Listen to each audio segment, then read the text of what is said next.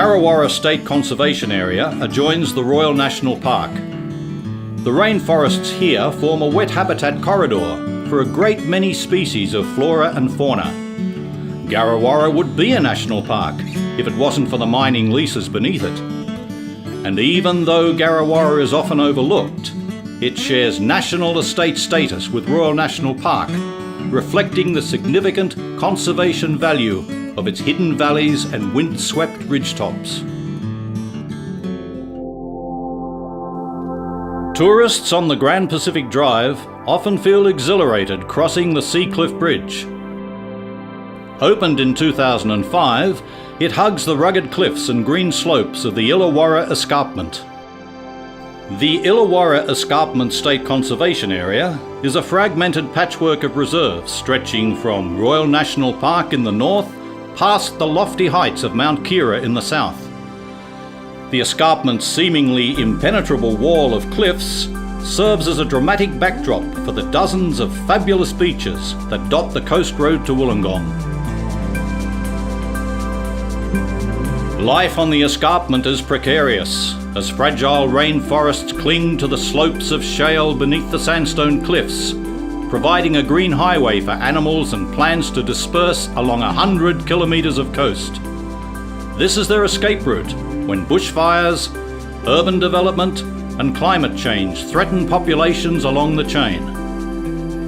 People love such places and really treasure the lookouts. But these slopes also attract developments that piece by piece can destroy the very things that residents and visitors alike value so dearly. Let's join a National Park Discovery Ranger to learn a bit more about the wilder parts of this vulnerable escarpment.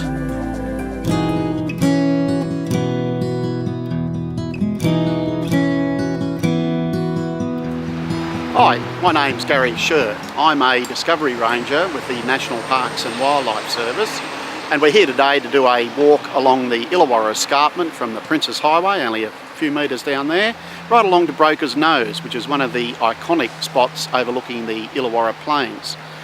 Today we hope to see what's around in the rainforest areas, the dry sclerophyll.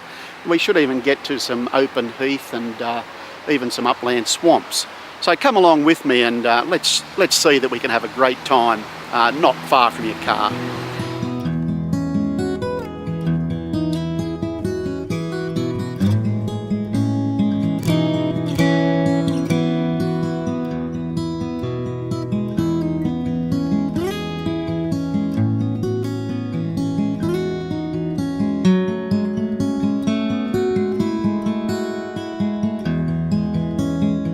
Once you find these on the forest floor, there's no mistaking that you've got turpentines. They look a little bit like World War I plane engines. Syncarpia, which is its technical name, means fused carpels. This timber is very valuable to upgrade the wharves in Sydney Harbour and the like. But it's good to see them growing as nature intended in a place like this, Illawarra Escarpment State Conservation Area.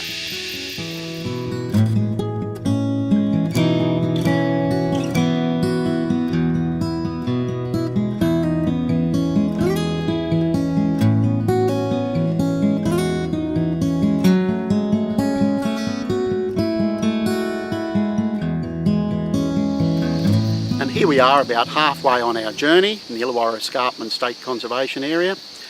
We're halfway to Broker's Nose, and we're hoping to really see what it's like when we get away from the car park. And as we climb up to the top of the plateau, we should get into slightly more exposed areas. Let's see what happens to the vegetation as we get up to where the winds blow just that little bit harder.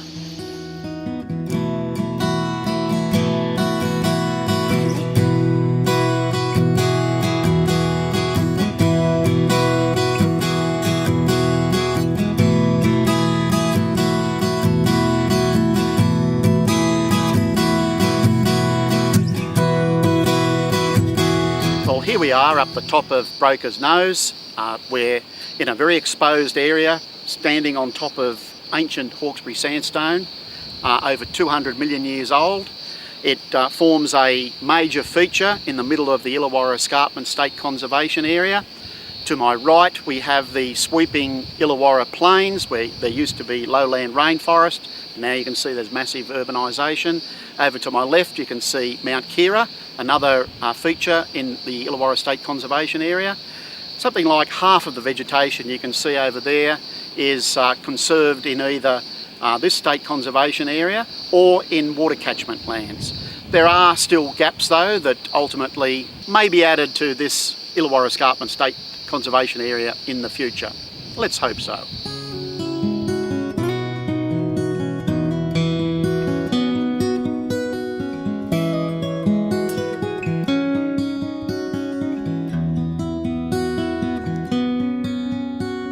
So I hope you've enjoyed the walk with us up to Broker's Nose within the Illawarra Escarpment State Conservation Area. I've had a ball, I'm sure our friends who've come along with us have. Maybe we'll see you on the next one.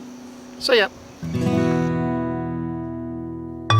Local community members work tirelessly to raise the profile of little-known habitats such as Darawal State Conservation Area, where the pristine rivulets and upland swamps release high-quality water to help to counteract the less savoury runoff further downstream. But with a collection of scientific instrumentation, buckets and Wellington boots, what exactly are these folk up to? The volunteers and we're here actually today to do a macroinvertebrate survey.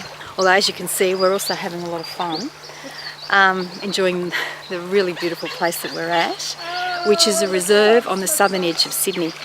It's called Darawal, and it's a really special place. It's wild, and at this stage it's probably underutilised by people. As reserves like the Royal National Park are bursting at the seams, perhaps there's going to be a need in future for people to sort of explore these areas.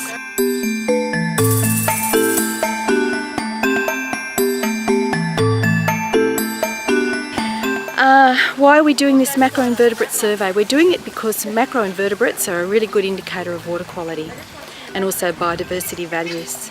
And so we're part of a community effort to participate with scientists in data collection.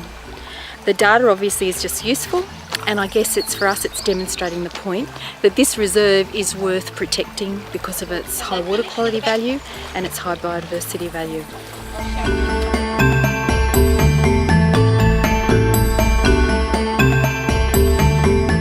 The Georges River catchment is home to more than 1 million people. So that's more than 1 million people who are stakeholders. All of the tributaries obviously have something to do with downstream water quality. So it's really important, if you care about water quality in the Georges River, you need to care about water quality in all of those hidden streams somewhere in the headwaters of the catchment, because they're contributing good clean water to the system. So you can see the Georges River is the sum of all of its tributaries.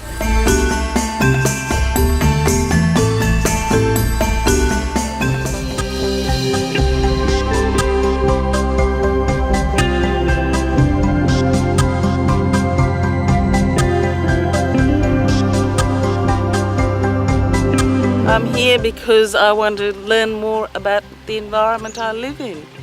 And I often drive past this area and haven't really stopped to look at what's here.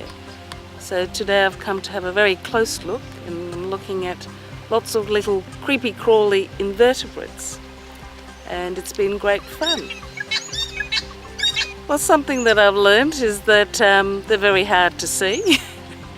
That there's actually quite a lot there that isn't instantly obvious, and how much goes into making our environment what it is. There's sometimes there's the very obvious large things that you see. You might see the crayfish or platypus, but there are all these little insects that go in to make our environment work the way it works.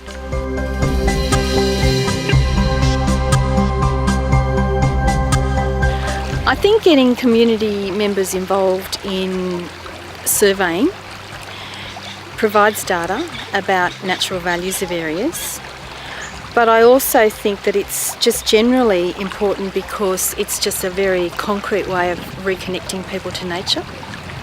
It demonstrates how it can be done in a really useful way, but it's also fun. And if you asked me what is really important about getting into places like this, wild places like this, It's about that. It's about urban people needing to be reconnected to nature. It's not even about looking at pretty pictures of it. It's not even about just walking through it, but it's about using and interacting with the environment in a way that is also beneficial, because it's also yielding scientific data.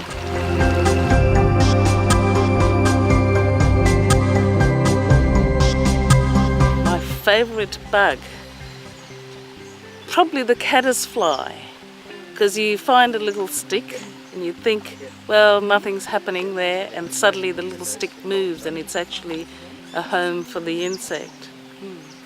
Here's an example of some of the macroinvertebrates that we caught, and what we actually did find was there were 12 different orders of macroinvertebrates caught here today, which shows that this particular habitat is very healthy and the place is very biodiverse. Our signal score was 5.34. That indicates it's a really healthy waterway.